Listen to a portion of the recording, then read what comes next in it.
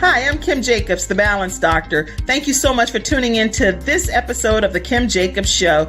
Be sure to subscribe to The Kim Jacobs Show right on YouTube. Turn on your notification bell to all so you never miss a beat. And guess what? Every time you watch, you're going to receive a real relevant and relatable guest that's going to share with you a piece of the puzzle on this journey called life that will help you be able to manage just a little bit smoother. At the end of the day, the Kim Jacobs Show goal is to be able to provide balance to the world, one household at a time. Kim Jacobs Show. You're watching Kim Jacobs Show.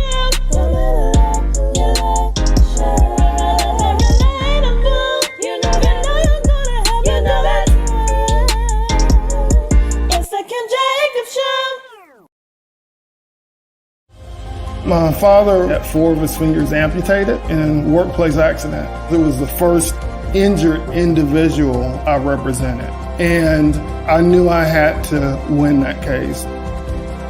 When someone walks into my office and they've been injured, I know what they're going through. If you've been injured at work with Hunter and Everett. We've got the experience, so let us help you. But for me, I felt alone because I felt like I didn't have the family or the friends to reach to because I had closed them off because of the shame. So you had isolated everyone else. Everybody. Okay, And so that's advice. myself. That's advice to those that are experiencing this. What advice would you give them if they Reach out. Reach out. Don't feel ashamed. Go to whoever you need to go. Family, friends. Find a mentor, anyone that you feel that will listen to you, because everyone will listen to you. And, they will give you help. They will support you in knowing that. Now, how did you get out? How I got out was, there was one night, my husband literally beat me to, I was bloody from head to toe. He had, all day long, he had ripped all my clothes up. And just imagine this, my 3 children there, okay? They were witnessing this? They were witnessing this. I was laying on the couch. He was literally taking a fishing string and trying to choke me. He was literally So his intention was to kill me. That was like the day that he had decided that he was going to kill you? Yes. It's not just another day. It's a brand new day, full of all the fun, love, and laughter you and your family create. Silver Shield Security understands feeling at home means feeling safe and happy. No credit checks, no contracts. We offer payment arrangements, and we'll even give you a free door camera. Find out how we can brighten your day even more at silvershield-security.com. Silver Shield Security. Hello, everyone, and welcome to the launch of the Kim Jacobs Show. First of all, I am so excited. When I say totally excited, finally, the show is here, the Kim Jacobs Show, and you're going to be in for a tremendous treat because I will be bringing on women and men from all walks of life, talking to you about how they've overcome all types of odds to become who they are today. And people balance so many different aspects of their lives, but we never know the behind the scenes aspects of things. What did it really take for them to overcome? What did it take for them to be the great people that they are today? You need to know their backstory. So I'm going to be bringing that to you here on the Kim Jacobs Show. Today, my special guest is a woman that is an international award recipient. She's an international speaker. She has grown up dealing with childhood poverty. She's overcome so many obstacles in life. This is a woman who triumphs. She's dealt with domestic violence and has survived domestic violence. And she's here today with me to share her story. Please welcome Miss Christine Kozachuk. Thank you, Kim, so much for having me today. I'm so excited to share my story with the world today. Thank you. We're going to have a good time. Yes. We're going to have a good time. I just, I thought it'd be so good for my launch show to have you on here as my guest, because I really want the world, women are dealing with such difficult experiences in their home life, and I thought it would be great for you to be able to share with women how you overcame. Oh my goodness. I'm so glad this topic, because this is so me. I've had such a story that I've wanted to share for so long, and it took me so long to actually share the story. I kept this story hidden for probably a good 35 years. Okay. That long.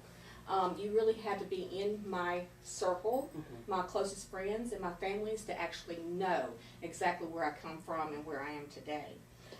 So it's been, it's been quite a journey from the start of, me being pregnant at the age of 13 in a very small community in West Virginia of approximately about 700, people there, to I had my first child at 14 years old.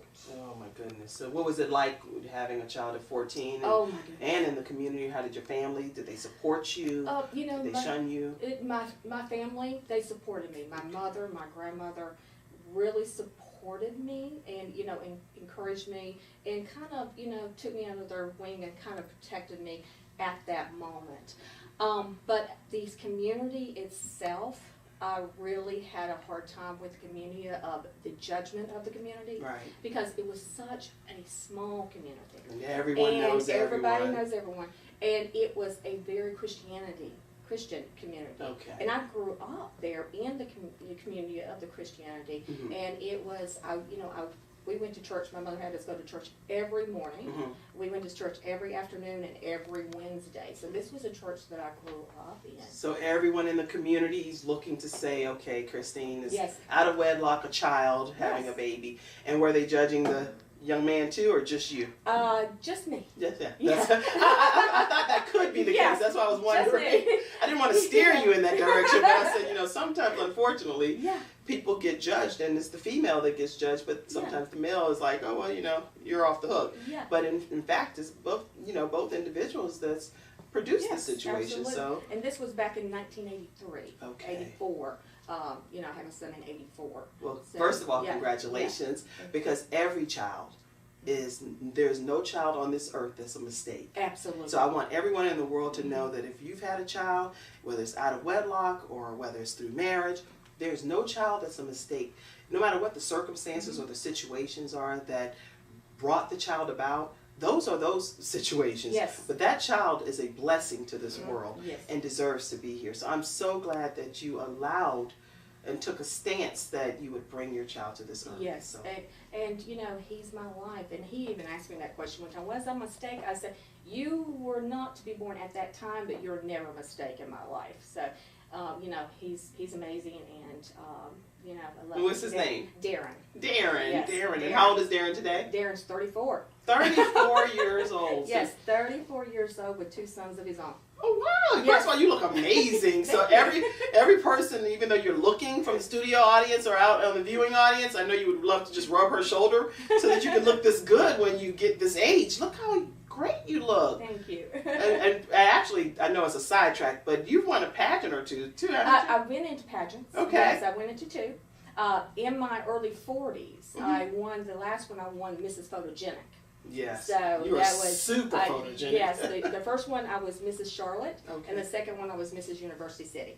Wow. So yes, it was something I would never thought that I'd done. And all of this was Mrs. Mrs. So MRS. that lets you know too that you're never too old to start pursuing a Exactly. goal or a Exactly. dream, because you were Mrs. Yes. Photogenic, and Yeah. you really are. But it wasn't really a dream or anything. My husband and I were sitting at a restaurant, and I was still challenging myself. I was losing some weight. This was back in 2013. I said, I need something to really challenge me. He said, run for a pageant. I'm like, run for a pageant? He said, yes, run for a pageant. So that was his idea.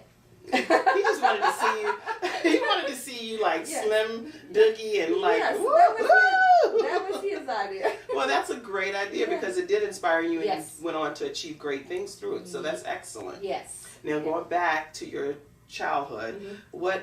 tell me a little bit more about what happened as you did have your son, Right. and how things continued to unfold in your life. After I had my son in September of 1984, I married his father, Okay. which is in December, a few months after that. I had actually quit school.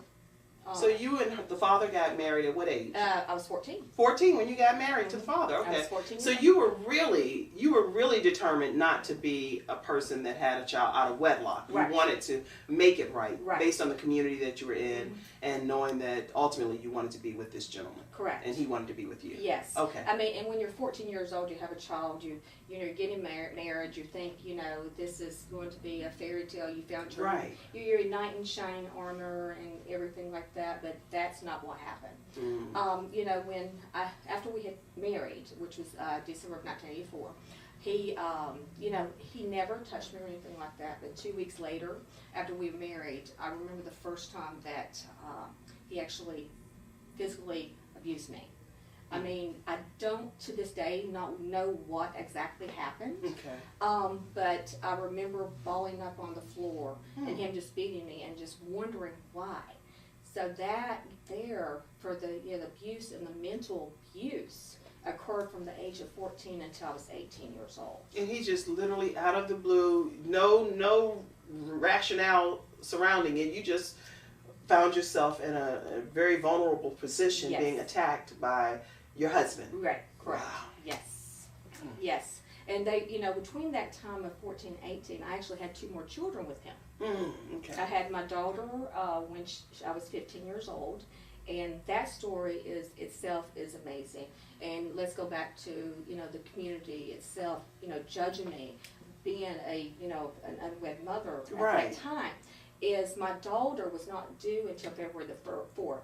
She came December the 25th at 4:11 in the morning. She's my beautiful Christmas baby. Oh, congratulations. So what I tell people, I said she was given to me on that day to show that community that God's watching. That's right. You know. That is so beautiful. That's so beautiful. Yes. So And what's her name? Sharon. Sharon. And okay. she has 3, so I'm actually a grandmother of 5. Get out of here. You. Oh. Yes. So that's why they call people like grandmas and stuff like that. I tell people I'm a nana. I'm not a Yeah, grandma. Nana, okay, because I'm No, like, I everybody that looks like you, they refuse to consider themselves a grandma, Nana. you know, so Yeah, you're a Nana, okay. So we have 5 total, Okay. and you know, absolutely, I tell people they need to figure out how to have grandkids for kids. Yeah. But in that meantime, you know, having my daughter in the abuse and things, then I have my son at 18 years old, which okay. you know, his name is Eric, and he doesn't have any kids yet. Okay. Yet. He just turned 30. Okay, wow. Yes. So your youngest child is now 30. Yeah. This is crazy. Yes, he just turned 30 on December 22nd. So I had a lot of Christmas babies. So now you have 2 sons and one daughter, Yes.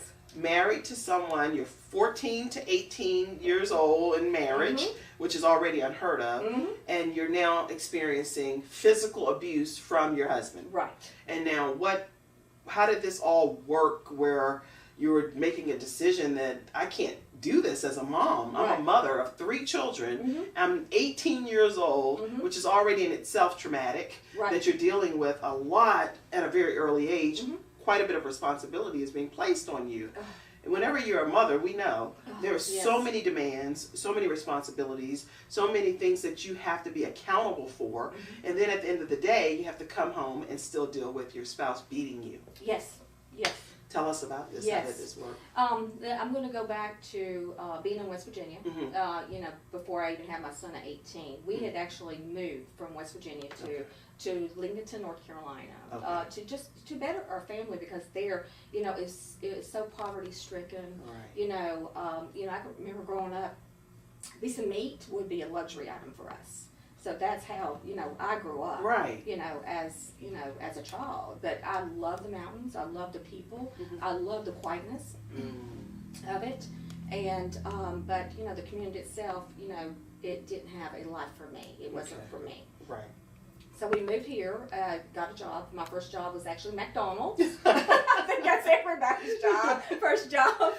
Well, my first job was actually it was Tom McCann shoe store in the mall, and then I went to be on to be an assistant manager at Kenny's shoe store, so within the mall. And then from there, I went to work for a manufacturing company with my ex-husband. Okay. And my ex-husband actually had to sign for me to work because I was only 16 years old. In this manufacturing. How old was he? Yeah, he was 4 years older than I was. Okay. Yes, 4 years older. 16 years old. So you know, we worked together. We were together 24 hours a day. Okay. 7 days a week. We both worked, you know, second shift jobs with 2 kids at that time. Right. But you know, the physical and mental abuse, you know, still occurred on a daily basis. I remember going to work and making excuses, and I know some of the women that are going through this can understand what I'm saying, is I would go to work with bruises on my face and make excuses. Oh, I failed playing with the kids. You know, that way, you know. So that when people, let's stop there for a second, because people, I literally have heard some of these things people say, and I've witnessed it, I've read about it, and I'm like, this is interesting, because people officially give a formal rationale to why they've experienced the abuse, but they don't call it abuse. Yes. Why is that? I don't know. Because I've always wanted to know, why is it that someone would say, I fell and hit my face on the corner or something, when they know that their spouse physically did that to them? It's the shame. It's the shame of, and you are beat down so much at that time, that emotionally and physically, because the emotional abuse can hurt as much as the physical abuse. When you're said you're unworthy, or you're sitting there, you're being beat, worse than, I always say worse than a dog, but I can't even say that, because dogs nobody deserves to be beaten, and there's times when you disconnect because you are so ashamed. You disconnect from your family. My family didn't even know this was going on, because I disconnected from them, not wanting them to know what this was going on with So me. it was literally, because it's important for people that have not experienced abuse, and please listen to me, those that are watching this. If you've not experienced abuse, it's so critically important not to be judgmental of the ones that have, because it's a reason surrounding why you're going to the extreme to keep it a secret. Yes. And that's because you're trying to make sure that no one looks down on you, or what. I'm trying to understand what is it that's happening in that person's mind that says, I have to go to the extreme to keep this a secret. Because you love that person so much, and you think you love that person so much. And they have, and I can't even say he, because it could be a she, they have literally just mentally abused you so much and made you feel unworthy that no one else would want you, that you believe that. So you're almost in a trance type of thing. You're like there's a movie that they hit the cut, you go deep or whatever. That is a great way to put that. Is that, because that's kind of, as I'm hearing you talk about it, it reminds me of that illustration. Because come to think about it, that's the kind of way I felt from the age of 14 to 18. I felt like I was a zombie. So what happened to get you from there to here? Because something major happened. I'm attorney Kenneth D. Snow, and at the Snow Legal Group, justice is our job. For more than 20 years, Attorney Snow has been fighting for justice and winning cases in the Carolinas by providing aggressive representation in criminal defense, domestic violence, family law, serious injury, and wrongful death. If you've been injured or lost a loved one in an accident, including tractor trailer or rideshare, you need the Snow Legal Group by your side, fighting for justice and fighting for you. Visit snowlegal.com. Call 704-358-0026 for a free virtual consultation. Located at 6827 Fairview Road, Suite D in South Park. I had my son at 18 years old, and a lot of people were probably asking, why did you have your third son if it was so bad? At that time still, I'm thinking, okay, I'm going to save this marriage. It's going to work. He's still going to be my knight in shining armor. So we decided to have. So you never lost hope. No, I never lost hope. You were thinking that no matter what, I'm going to, against all odds, stay with this man, make him be what I really know he's capable of being. Right. Even if it's at the expense of me being damaged in the process. Exactly. Wow. Yes. Wow. That's an epiphany. That's amazing. Yes, exactly. Okay. So after I had him, he wasn't even a year old, and by that time I knew it just wasn't going to work. I mean, he was still beating me. And I tell people, I don't know at the times when he would beat me. I don't know if it was something I said or I poured too much orange juice. And people look at me, what do you mean too much orange juice? It's like, seriously, I got beat for pouring too much orange juice, because orange juice needed to last for a month. Was he ever remorseful? No. Well, he would come and say, I'm sorry. Every time, I'm sorry, I'll never do it again. Okay. I'm sorry, I'll never do it again. I promise I love you. Okay. That was the same message routine each and every time. But for me, I felt alone, because I felt like I didn't have the family or the friends to reach to, because I had closed them off because of the shame. So you had isolated everyone else. Everybody. Okay, And so that's advice. myself. That's advice to those that are experiencing this. What advice would you give them if they reach out? Reach out. Don't feel ashamed. Go to whoever you need to go. Family, friends. Find a mentor, anyone that you feel that will listen to you, because everyone will listen to you. And, they will give you help. They will support you in knowing that. Now, how did you get out? How I got out was, there was one night, my husband literally beat me to, I was bloody from head to toe. He had, all day long, he had ripped all my clothes up. And just imagine this, my 3 children there.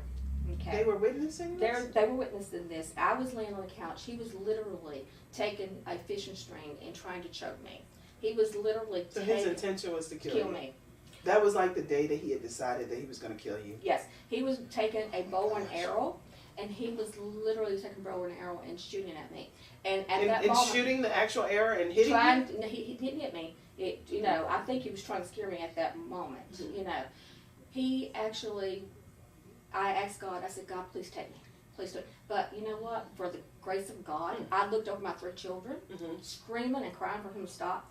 God gave me the strength to get up, carry my 3 children to the neighbor's house, call my babysitter, to never look back again. To never look back again. Good for you, Christine. Never look back again. So that is a story that I have held back, and you really had to be in my inner circle. And that last part, there was only probably 5 people in my whole life that knew about this before I came out with it. Before I came out with it. Because the entire time it was a secret. It was a secret. And see, my husband now, I married again when I was 24 to a wonderful man, Ronald. I was not the one to tell him that story. My oldest son was. So told him that story about how I was abused that night.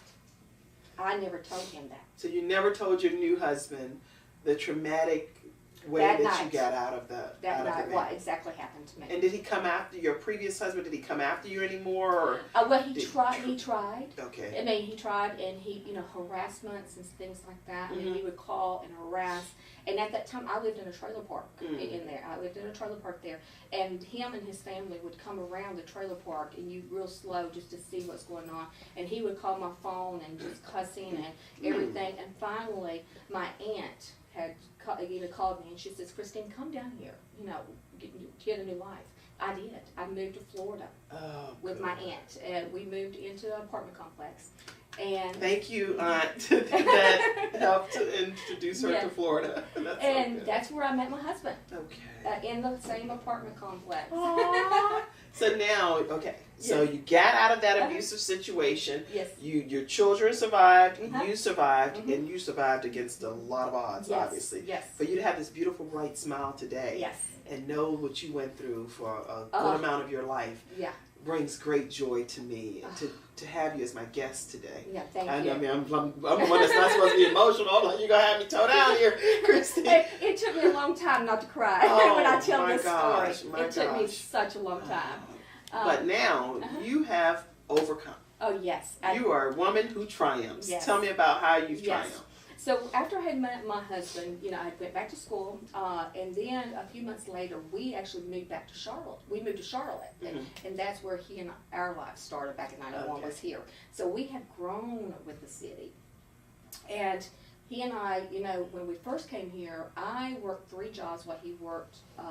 He stayed home and drawed unemployment and watched the kids and things like that. But we worked, our jobs, and then he eventually, had a job, and we struggled. I mean, and then we finally got married in '94, and then in '95 we decided to open up a truck repair company here in Charlotte. Right. Okay. Yes, here in Charlotte. And a lot of people say, well, why a truck repair service? I said, first, I need to feed the kids. We want to just, live from paycheck to paycheck. Right. Now you have this beautiful being here, and they open a truck repair company, so that lets you know that she can get her hands dirty. Yes, and I tell people, I said, I still do it in my high heels, too. Oh, that's a good thing. Those are beautiful high heels. Those are beautiful.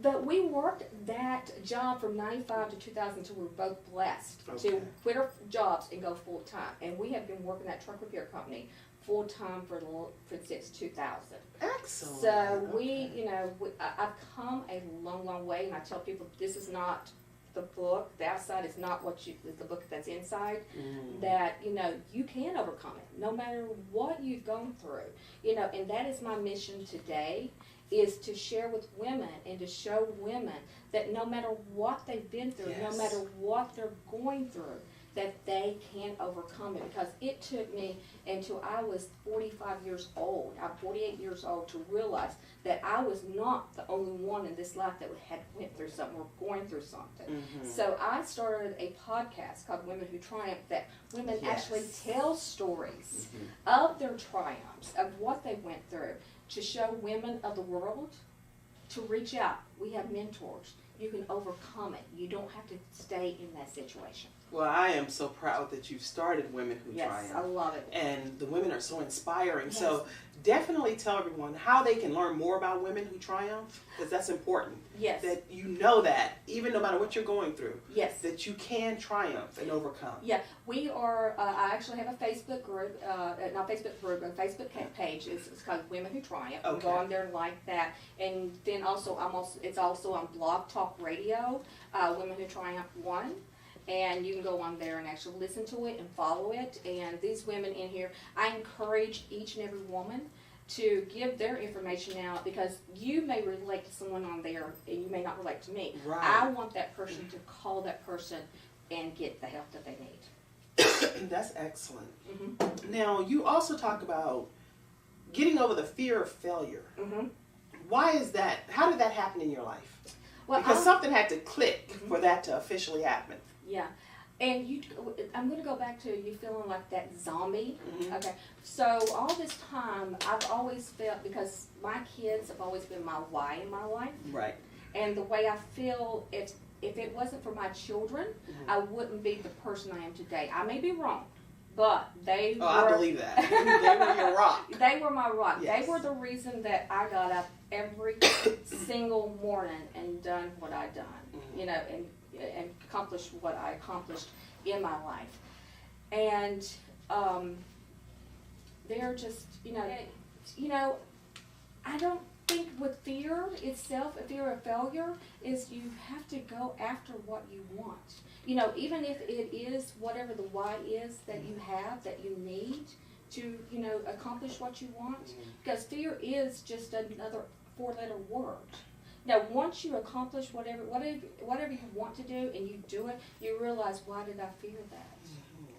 So don't fear the failure, because failure is actually a learning experience, and that's what I've always considered failure to. And if you fail the first time, get up and do it again, because you will accomplish whatever it is you need in life. Well, I'm having a tickle in my throat, That's but fine. that's okay. I understand. I went through that back in December. For 2 weeks, I had a head cold. But I was like, I'm not letting it stop this show today under any circumstances, because life goes on. You don't let it stop you just because you have an obstacle. Yes. And I'm a big believer that no matter what you have going on, push past it. And it always works out the way it's supposed to. Yes. So, God has a plan, and always. That's one thing I always say. Give me a cough drop. God always has that plan, and if you listen to God and you listen to His plans, doors will open so easily. You won't have to force them open. Always. I've never had to force any situation. Yes. Things always work out the way they're supposed to. Yes. And even, you can just pass it to me. Thank you. One of my assistants is passing me a cough drop. Yeah, everything works out the way it's supposed to. So my thing is, when it comes to fearing something, it's so important to say that I'm going to push past anyway. And at the end, the result is, look at what the outcome is. Yes. It's so much better Yes. than what you could have ever dreamed of or ever imagined, only because you took that additional step to push past. And that's why I like your Women Who Triumph podcast. And I'm inspired by it, because I'm inspired by your story. That's probably what got me choked up, not just any kind of cold symptoms, but her story, because it inspires women to know that no matter, literally being treated at the worst possible level, and still picking yourself up and saying, I'm not going to let my story end like this. This is not all to Christine Kozachuk. I'm going to pick myself up. and I'm going to recreate myself, reinvent myself, and become the great Christine that I'm meant to be. Right. And I'm just so grateful that you're on this show today, Thank sharing you. your story. Thank you. The whole world needs to benefit from what you have to Yes. share. Is there anything else that you really want everyone that's listening to know? If I can do it, anyone can do it, because like I said, I came from poverty, literally nothing. I mean, people say that, some people were born with a silver spoon or a gold spoon in their mouth. I was born with a rusty spoon in my mouth. Wow. Wow. So if I can go from poverty to a teenage mother to the abuse with no education, and walking out of my house with no education, no transportation, and knowing not where I was going to go and what I was going to do, and still stand here and be the successful woman I am today, anyone can do it. Yes. Yes. Yes. So what advice would you give women to say that, what's the most important thing that you're proud of out of everything that you've talked about? Oh my goodness. You've talked about abuse. You've talked about a community that turned their back on you. You've talked about how you escaped death, because you actually escaped death. Right. You talked about still keeping your family unit together, even in spite of being abused and knowing that you were getting ready to be on the run. You kept your children together.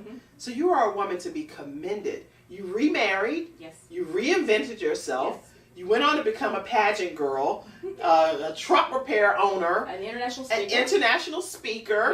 Yeah. Tell me about that right quick. Oh, I want yes. everybody to know about Guyana. Oh my Guyana. Oh my gosh. Back in November, I had the opportunity to go with 12, there's 12 delegates all together that was invited to Guyana. Right. To speak to the people in Guyana. And in 5 days, we spoke to 13 different schools with girls and things. Oh my gosh, it was just, for me, it was a life-changing experience, because it's something that I always wanted to do, is to speak globally.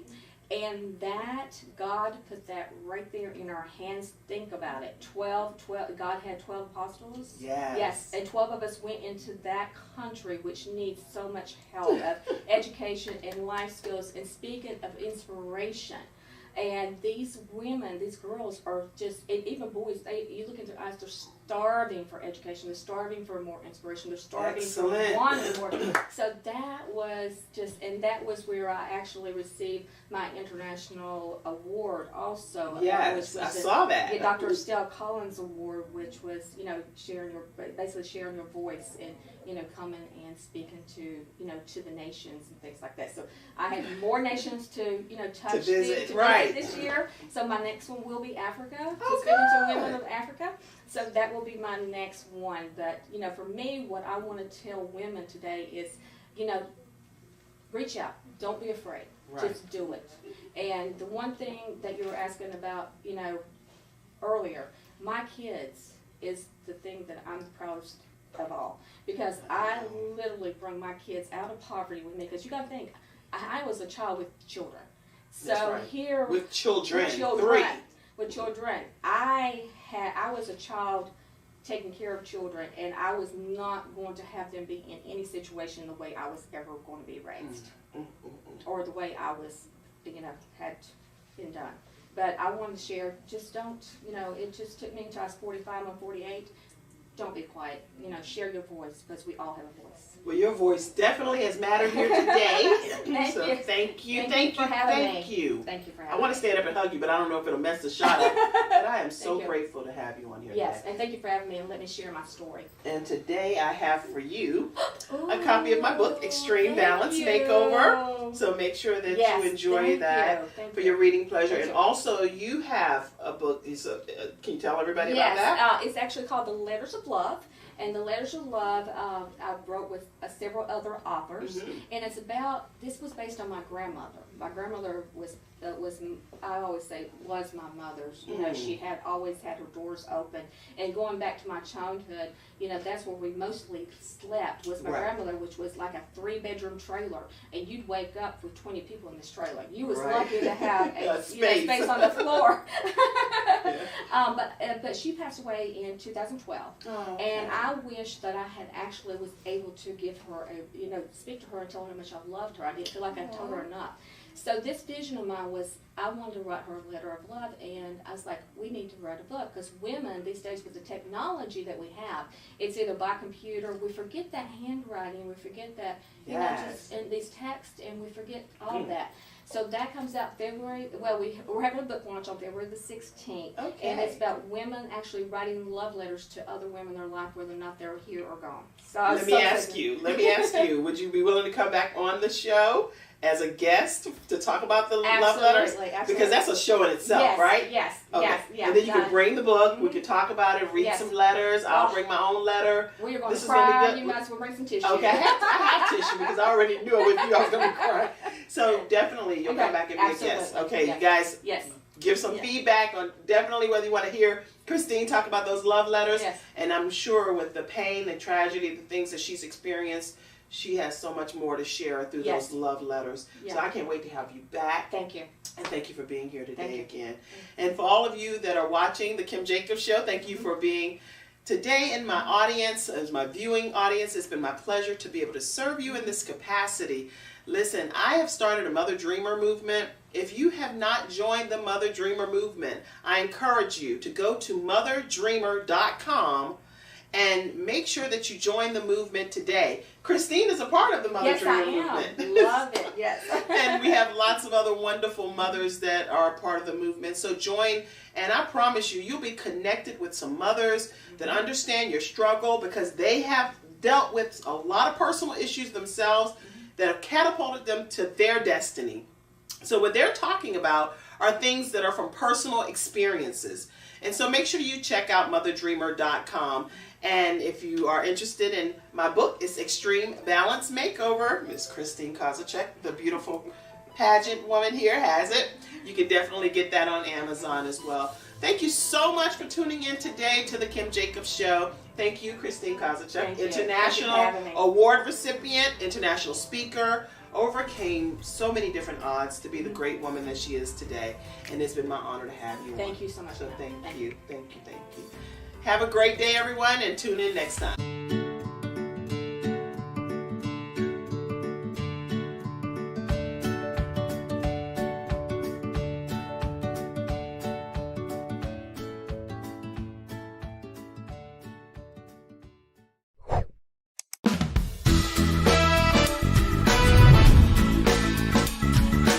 Hello, everyone. I'm Kim Jacobs, host of the Kim Jacobs Show, where we're bringing balance to the world, one household at a time.